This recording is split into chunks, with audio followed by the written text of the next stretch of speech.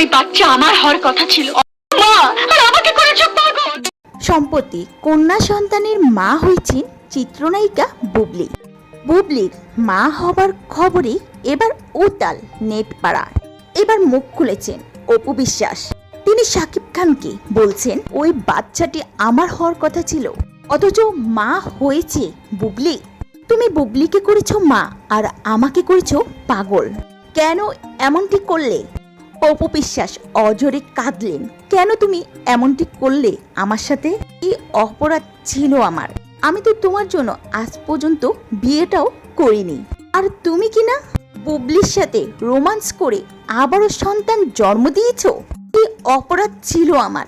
বারবার কেন আমার সাথে এমনটি করছো? কিন্তু সাকিব এখনো নীরবতা পালন করছে, নেই কোনো প্রতিক্রিয়া। কি চলছে সাকিবের পরিবারে? গত 5 জুন নিজের একটি ফেসবুক পেজে পোস্টের মাধ্যমে তিনি জানান, গেল 11 মে তার ঘরে জন্ম নিয়েছে কন্যা সন্তান, যার নাম রাখা হয়েছে শাহরিন খান। এই পোস্টে তিনি ট্যাগ করেছেন শাকিব খানকে, কিন্তু শাকিব খান সে তো এখনো নীরব। তার পক্ষ থেকে এখনো মেলেনি কোনো উত্তর। এরই মধ্যে নতুন করে আলোচনার জন্ম দিয়েছে আরেকটি প্রশ্ন, এই সন্তান কোথায় জন্ম নিয়েছে, কোথায় ছিলেন বুবলি? এই ব্যাপারে চলচ্চিত্র সংশ্লিষ্ট একাধিক সূত্রে দাবি, প্রথম সন্তানের মতো এবারও যুক্তরাষ্ট্রে সন্তান জন্ম দেওয়ার পরিকল্পনা ছিল তার।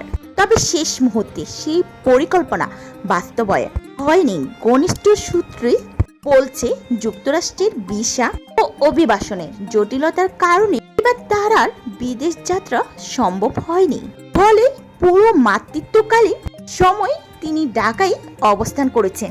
এবং সেই সাথে আরও জানা যায়, রাজধানীর বসুন্ধরা আবাসিক এলাকায় একটি বেসরকারি হাসপাতালে জন্ম হয়েছিল তার কন্যা সন্তানের।